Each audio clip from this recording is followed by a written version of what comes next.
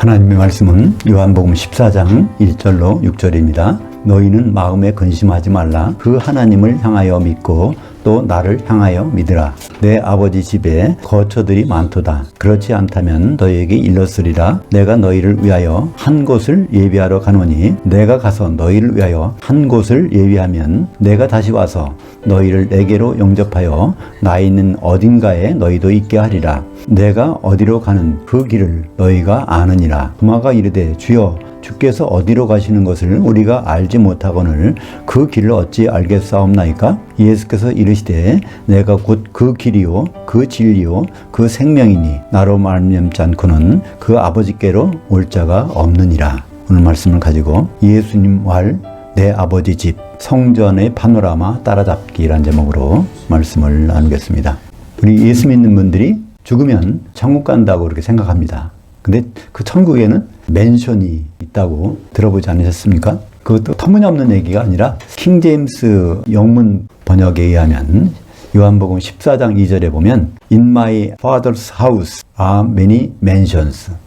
그러니까 우리말로 이렇게 번역하면 내 아버지 집에 많은 맨션들이 있다 이렇게 영어로 번역이 돼 있어요. 물론 NIV 같은 경우는 좀 그걸 맨션이라고 하지 않고 룸으로 되어 있기 때문에 좀 더 정확합니다. 그러니까 이 아버지 집에 그 한 집 안에 이렇게 자리가 여러 가지 있다는 그런 단어인데 킹제임스에서는 그거를 맨션이라고 해서 각자 저택을 갖고 있는 거로 이렇게 생각하게 됩니다. 그러니까 예수님이 말씀하신 내 아버지 집을 천국이라고 오해해서 생긴 것인데요. 그 내 아버지 집은 바로 성전을 가리킵니다. 하나님이 거하시는 처소가 바로 성전이죠. 오늘은 그 하나님의 성전이 어떻게 여러 가지 모습으로 변모하는지를 말씀을 통해서 살펴보도록 하겠습니다. 그래서 성전 파노라마 따라잡기. 파노라마라는 것을 아시죠? 높은 산에 올라가면 주위의 모든 것들이 한꺼번에 볼 수 있지 않습니까? 성전이 어떻게 변해가는지, 그래서 마지막에 새 예루살렘이 어떻게 성전이 되는지를 오늘 말씀을 통해서 따라잡는 시간을 갖겠습니다. 예수님은 12살 때 육신의 부모에 이끌려서 성전에 올라가셨습니다. 6월절에 예루살렘 성전에 가셨어요. 근데 돌아오는 길에 부모가 보니까 예수님이 없어요. 찾다가 보니까 성전에 가서 보니까 거기에 있습니다. 근데 예수님이 뭐라고 말씀하시는지 아십니까? 내 아버지 집에 있어야 될 줄 아십니까? 여기가 바로 예루살렘 성전 건물이 여기가 바로 내 아버지 집이라고 이렇게 말씀하신 것입니다. 누가복음 2장 49절에 그 말씀 있죠. 그때만 해도 예루살렘 성전이 아버지의 집 성전이었습니다. 왜 그럴까요? 성전의 필수 요소가 거기 있지 않습니까? 성전에는 여러 가지 요소들이 많이 있지만은 가장 중요한 것은 무엇일까요? 휘장입니다. 성전이라는 것은 거룩하신 하나님과 인간이 만날 수 있는 유일한 장소예요. 그래서 거룩하신 하나님과 죄인된 인간이 만나려면 거기에 보호장치가 있어야 됩니다. 그렇지 않으면 즉사잖아요. 그래서 그것을 만들어 준 게 이제 성막이었고, 성막이 이동식이었다가 이제 성전을 해서 거기에 이제 성전이 휘장이 있기 때문에 안전하게 하나님과 인간이 만날 수 있는 유일한 장소. 그것을 이제 내 아버지 집이라고 예수님이 하신 것입니다. 예수님이 12살 때 그렇게 한번 하셨는데, 이제 공생일을 시작하시고 첫 번째 6월절 때 성전에 가셨습니다. 그래서 거기서 장사하는 사람들이 있고 비둘기 팔고 뭐 여러 가지 하는 사람들 보고 내 아버지 집을 장사하는 집으로 만들지 말라. 그래서 예루살렘 성전이 바로 내 아버지 집이라는 걸 다시 거기 확인시켜 주신 것입니다. 성전이란 말이 헬라어에서는 두 가지입니다. 히에론 하면은 건물을 가리키는 성전이에요. 나오스라고 하면은 그건 하나님이 거하시는 지성소와 성소 사이에는 그 부분을 나오스라고 합니다. 우리말로는 다 건물이나 그 성소나 다 성전이라고 번역했는데요. 예수님이 내 아버지 집이라고 할 때는 일단은 그 히에론이라는 건물 전체를 가리킵니다. 근데 건물 전체 안에는 거기 마당도 있고 거기서 장사하는 사람도 있지 않습니까? 그 사람들을 내쫓으면서 내 아버지 집을 장사하는 집으로 만들지 말라. 그때 그 말씀 하시고 또 연이어서 어떤 말씀 하셨습니까? 바로 이 성전이 바뀐다. 내 몸이 성전이 된다는 것을 거기서 말씀하십니다. 요한복음 2장 19절과 21절에 보면 예수께서 대답하여 이르시되 너희가 이 성전을 헐라. 나오스, 그러니까 성소가 있는 부분을 말하는 거죠. 나오스를 헐라. 내가 사흘 동안에 일으키리라. 그러나 예수는 성전된 자기 육체를 가리켜 말씀하신 것이라. 제자들은 그것을 나중에 주님이 영광 받으신 다음에 그 말씀을 깨달았다고 요한복음 19장 22절에 기록하고 있지 않습니까? 공생의 첫 번째 유월절 때 그 말씀하셨는데 마지막 유월절에 그 일이 이루어졌죠. 예수님 십자가 달리시니까 오전 9시에 달리셨습니다. 근데 오후 12시부터 이제 땅이 깜깜해지고 그때 예수님이 이제 기절하신 장면이 나오죠. 그래서 오후 3시까지 그랬습니다. 그러니까 그때 어떤 일이 벌어졌죠? 성전의 휘장이 위로부터 아래까지 쫙 갈라지는 사건이 나타났습니다. 그러니까 건물 성전은 더 이상 하나님의 처소가 아니라는 거죠. 그죠? 그걸 증명하는 게 무엇일까요? 그 휘장이 쫙 갈라지면요, 성소와 지성소가 통해가지고 거기 있던 사람들이 다 즉사하게 돼 있어요. 근데 성경의 기록이 어디도 그날 성전에서 사람들이 사망한 사건이 제사장이 죽었다는 얘기가 안 나옵니다. 그러니까 거기선 하나님이 계시지 않다는 거죠. 바로 예수님 육체가, 예수님 몸이 성전이 됐다는 것을 성전 휘장 사건을 통해서 우리에게 말씀해주고 있는 것입니다. 히브리서 10장 20절을 보시면 그 부분이 더 확실해집니다. 그 길은 우리를 위하여 휘장 가운데로 열어놓으신 새로운 살 길이요 휘장은 곧 그의 육체니라. 그래서 예수님의 육체가 바로 성전이 된 것을 히브리서 기자는 우리에게 확인시켜주고 있습니다. 6월절 그 휘장 사건이 나기 바로 하루 전, 24시간 전도 아니까 몇 시간 전입니다. 요한복음 14장은요, 이 사건이 쭉 일어나가면서 이제 바로 십자가에 달리시니까 한밤중일 거예요. 날이 이제 새면은 예수님이 십자가에 달리시는 그쯤에 하신 말씀이 요한복음 14장입니다. 요한복음 14장 1절 보면 너희는 마음에 근심하지 말라. 그 하나님을 향하여 믿고 또 나를 향하여 믿으라. 그러니까 이렇게 예수님이 죽으시리라는 것을 제자들이 언제부터 알았을까요? 6월절 닷새 전 날 밤에 베다니 마리아가 향기름을 부을 때 예수님 그랬잖아요. 이 여자가 한 것은 내 장례를 위해서 준비하는 것이니라. 그랬으니까 그 말씀이 제자들 머리에는 굉장히 박혀 있을 거 아닙니까? 몇 시간 후면 그 마지막 날이 다가오는 거죠. 그래서 여기 예수님 말씀하십니다. 너희는 마음에 근심하지 말라. 헬라어에서는요, 뭐뭐 하지 말라. 현재형 명령이면요, 지금 하고 있는 동작을 중단하라. 그런 뜻입니다. 그러니까 제자들이 굉장히 근심하고 있다는 말이에요. 예수님이 거기서 말씀하시는 거예요. 너희는 근심하는 걸 중단하라. 왜냐하면 하나님을 향하여 믿고 또 나를 향하여 믿으라. 우리가 예수를 믿는다, 하나님 믿는다고 하면서 오늘을 믿는다면 그건 믿는 게 아닙니다. 보이지 않는 거를 믿어야 진짜 믿는 거 아닙니까? 히브리서 11장 1절에 보면 믿음은 바라는 것들의 실상이요 보이지 않는 것들의 확증이다. 그러니까 미래의 일을 확실히 알 수 있는 것은 우리의 믿음입니다. 그 믿음이라는 것을 설득당하는 거라고 그랬죠. 하나님이 말씀하신 일에 설득을 당했다면 그 믿음을 갖고 있는 것입니다. 그러니까 믿음은 하나님의 성취하신 일과 예수님의 장차에 행하실 일들을 따라가며 믿는 것이 바로 올바른 믿음인 것이죠. 이제 문제의 선언을 하십니다. 오늘 주제에 대한 선언이죠. 요한복음 14장 2절 내 아버지 집에 거처들이 많도다. 그렇지 않다면 너에게 일렀으리라. 내가 너희를 위하여 한 곳을 예비하러 가노니. 여기서 내 아버지 집은 건물 성전이 아니라 이제는 그리스도의 몸인 교회를 말합니다. 일단은 예수님 육체가 성전이 되는데 그 육체가 그리스도의 몸을 이루어서 교회가 될 때 그것이 바로 내 아버지 집이라는 것이죠. 그리고 거기에 나오는 거처들은 교회의 지체들을 말씀하고 있습니다. 그 거처라는 것, 우리말 번역에는 거할 것이 많다라고 번역되어 있는데요. 그 거처라고 되는 모내라는 것은요, 어떤 곳에 자리 잡는 곳, 그것을 얘기합니다. 어떤 큰 건물에 자리 잡는 곳. 우리가 어떤 공연을 보러 가나 연극을 보러 갈 때는 자리가 다 있잖아요. 그 자리에 앉아서. 그런 아버지 집에 거기에 각 자리가 있다는 것입니다. 성전에 각 자리가 있다는 거예요. 결국 교회에서 각 위치에서 자리가 있다는 것을 이렇게 말씀해주고 있는 것입니다. 성전이 되신 예수님은 승천하십니다. 왜 승천하실까요? 교회를 만들기 위해서는 성령이 필요하니까, 그죠?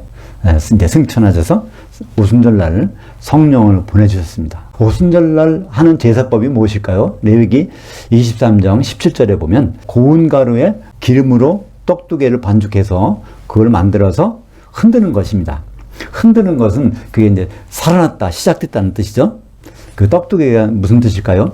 사도들의 떡 위에 성도들의 떡이 세워져서 교회가 시작된 날, 오순절날 사도행전 2장 4절에 보면 사도들이 성령 받는 장면이 나옵니다. 그 다음에 2장 41절에 보면 3,000명의 성도들이 사도의 말씀을 받아들여서 그들이 세례를 받았다고 그러는데 사실은 그 세례가 성령 세례입니다. 예수님이 말씀하신 약속하신 날에 이루어진 거니까 그렇죠. 물 세례가 아닌 것은 예루살렘 성지순례 가신 분은 금방 알 것입니다. 예루살렘이라는 곳은 고원지대거든요. 거기는 시내가 없습니다. 거기서 세례 받으러 가려면 어디로 가야 되죠? 요단강까지 가야 됩니다. 근데 그날 저녁에, 그날 밤에 3,000명에게 잠겨졌다면은 그건 성령으로 잠겨진 것이죠.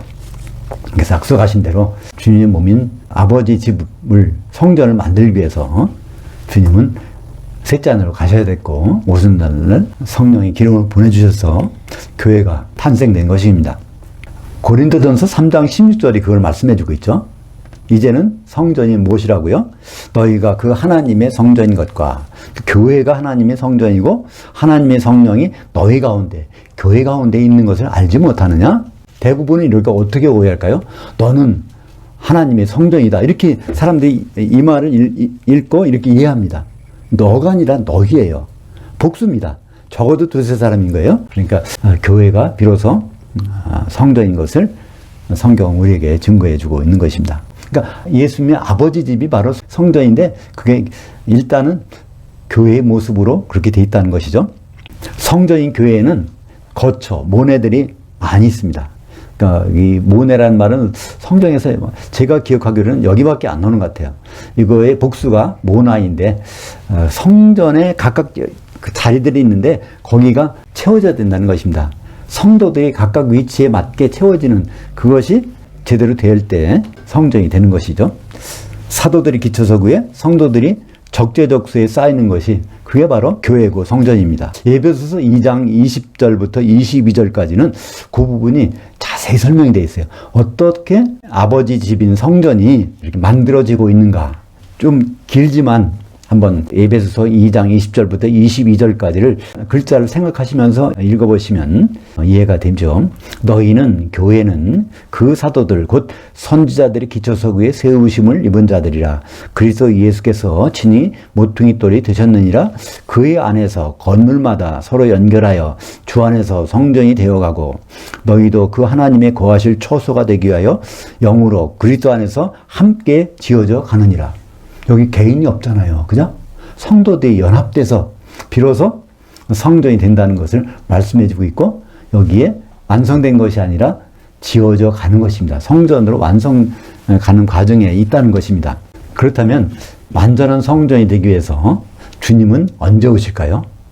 성전은 주님도 거기 계셔야 되니까 그게 진짜 성전이죠. 마태복음 24장 14절에 보면 주님이 언제 오실지를 분명히 말씀하고 있습니다. 이 왕국 복음이 모든 민족에게 증언되기 위하여 온 거주지에 선포되리니 그제야 끝이 오리라. 그러니까 이 천년왕국에 대한 복음이 있는데 이 복음이 사람 사는 거주지, 성도들이 있는 거주지에 다 전해진 다음에 그때 주님이 오시겠다는 거예요. 그러니까 주님이 오신 시점에서 보면 우리가 어떻게 될까요? 이 세상에서 복음을 안 받은 사람이 없어요. 그죠? 어쨌든 간에. 근데 복음을 거부한 사람들은 이제 땅에 있고 복음을 받아들인 사람들은 그때 어떻게 됩니까? 공중으로 올라가서 주님을 만나게 되는 것이죠. 오늘 보면 예수님이 말씀하시면 가서 준비하는데 준비가 되면 내가 다시 와서 근데 주님이 어디로 올까요? 지상까지 내려오시는 거 아닙니다. 주님이 공중까지 오시는데 그럼 그분을 만나기 위해서는 성도들이 올라가게 되는 거죠.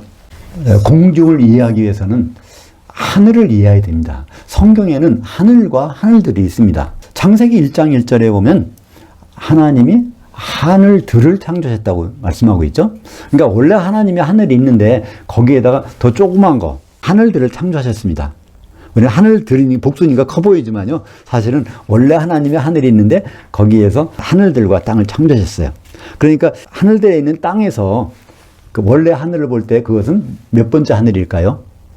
하늘들 두 개를 지나서니까 셋째 하늘. 그래서 원래 하늘은 이제 성경에서 셋째 하늘로 불리게 됩니다. 고린도후서 2장 12절에 보면 사도 바울이 영으로 셋째 하늘까지 이끌려 갔는데 그의 하늘들을 벗어나서 이 우주를 벗어난 것을 말씀하고 있죠. 그러니까 성경에 하늘들이 나오면 거기가 어떤 곳이다. 거기 하늘들에 바로 공중이 있겠구나. 그것을 생각할 수 있죠. 그렇다면 우리의 아버지 집은 어디에서 완성이 될까? 지금은 지상에서 교회에서 지금 만들어지고 있는데 어디에서 그것이 완성될까? 고린도후서 5장 1절에 있습니다. 되게 고린도후서 5장 1절은요. 어디에서 쓰일까요? 보통 장례식장에서 우리가 육신의 몸이 벗어나면 하늘로 올라간다고 할 때 이 말을 쓰는데 그렇지 않습니다. 이 말씀은요.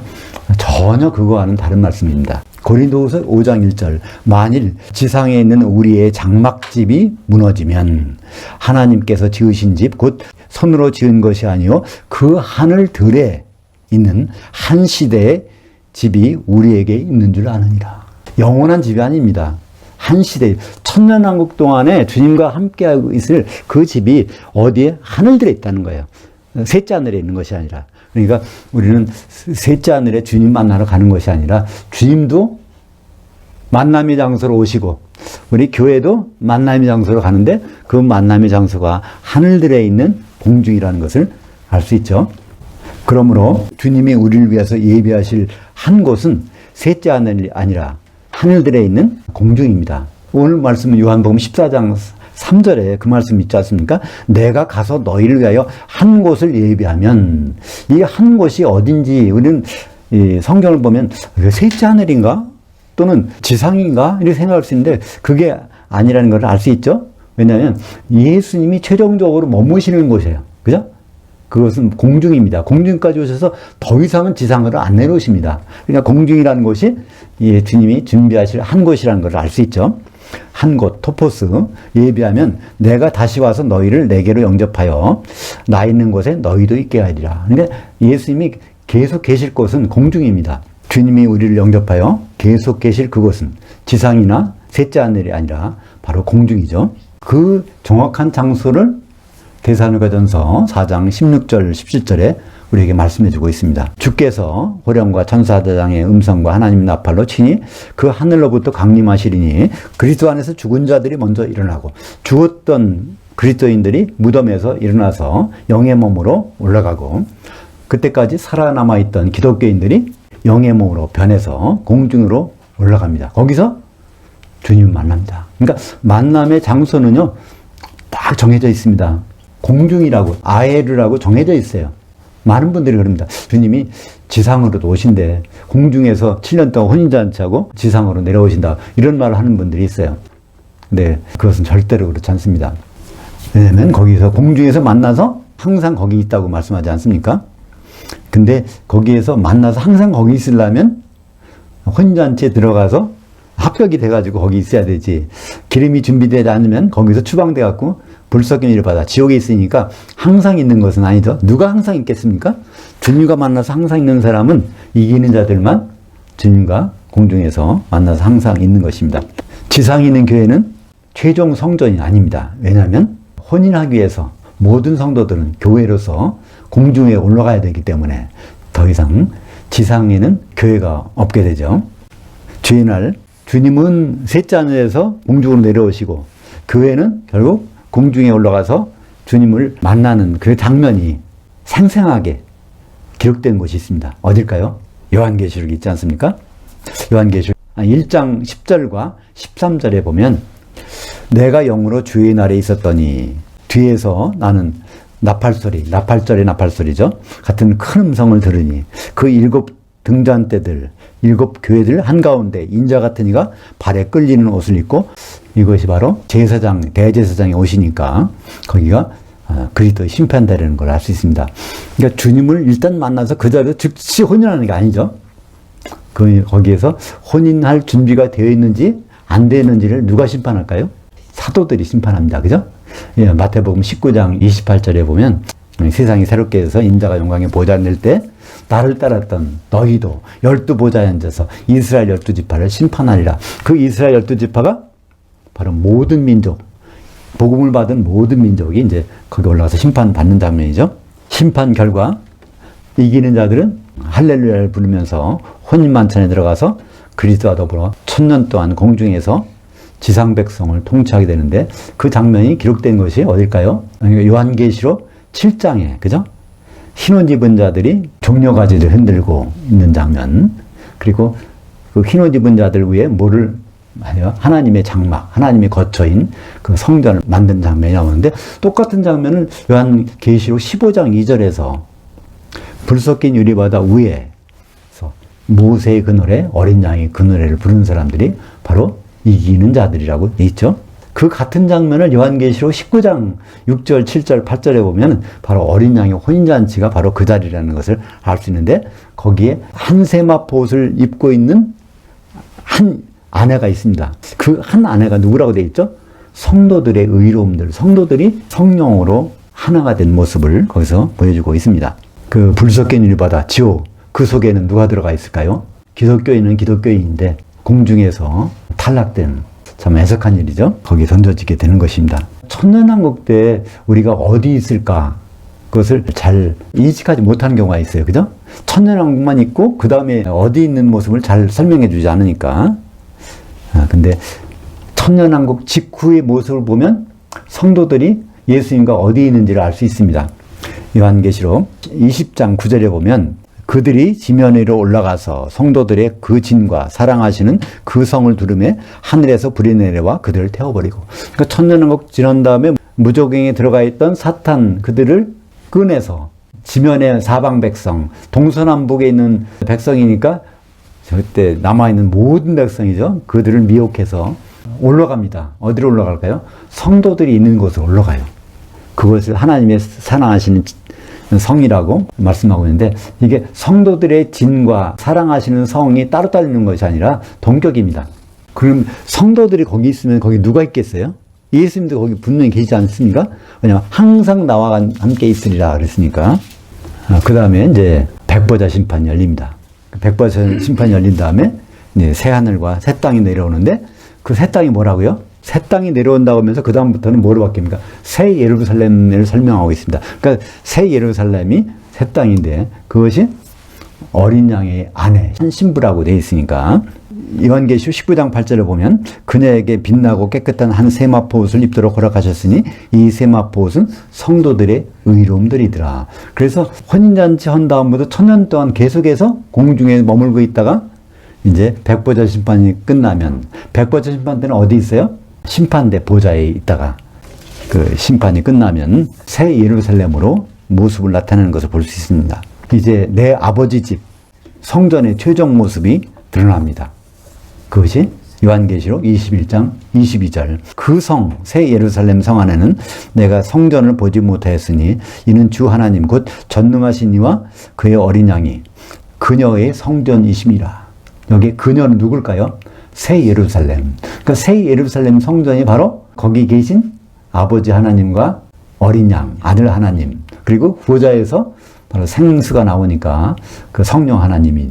그러니까 새 예루살렘 안에 다 성부, 성자, 성령이 같이 있는 세세토록 있는 아버지 집이 거기서 완성되는 것입니다. 요한계시록 21장 24절 만국이 그 빛 가운데로 다닐 것인데 그 땅의 왕들이 자기 영광을 그리로 운반하도다.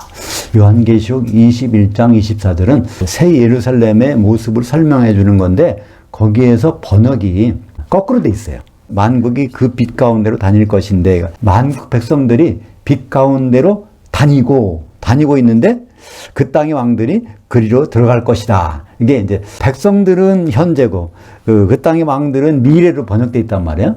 근데 성경 원전에는 어떻게 되어 있을까요? 백성들은 미래예요. 먼저 그 땅의 왕들이라는 것은 이기는 자죠. 이기는 자들이 영광을 다 운반해 놓으면 새 예루살렘의 영광을 운반해 놓으면 그 후에 그 뒤에 백성들이 들어온다는 그 시제가 이렇게 번역을 해도 거꾸로 번역했는지 모르겠어요. 그게 바로 아버지 집의 진짜 최종 본 모습입니다. 내 아버지 집은 건물이었다가, 예루살렘 성전의 건물이었다가 교회가 되고 천년왕국 동안에는 공중에서 예수님과 더불어 성도들의 진, 하나님의 사랑하신 성이 되었다가 백보자 심판 후에 새 예루살렘 성이 될 것입니다. 그 성에 백성이 되느냐, 그 성에서 왕들이 되느냐, 이것은 생전에, 죽기 전에 우리들의 하는 몫이 되는 것입니다. 그 새 예루살렘 바깥에는 불못입니다. 그 불못은 아예 가면 안 되겠죠? 그것은 제외시키고 우리가 새 예루살렘 성에 이기는 자로서 거기 성속자로 갈 것인지, 거기에 그냥 백성으로 들어갈 것인지, 우리의 삶의 결과가 그것을 좌우할 것입니다. 기도하겠습니다. 오늘 예수님이 말씀하신 내 아버지 집에 대해서 파노라마로 살펴봤습니다. 예루살렘 성전이었다가 예수님의 육체가 되었다가 이제 교회가 되었다가 주님 오시면 공중에서 천년을 통치하는 그곳이 되었다가 마지막에 새 예루살렘이 바로 성전이고 아버지의 집인 것을 다시 한번 확인합니다. 우리의 삶을 통해서 우리가 반드시 새 예루살렘 성에서 이기는 자 왕들이 될 수 있도록 인도하여 주시옵소서. 예수님 이름으로 기도합니다. 아멘.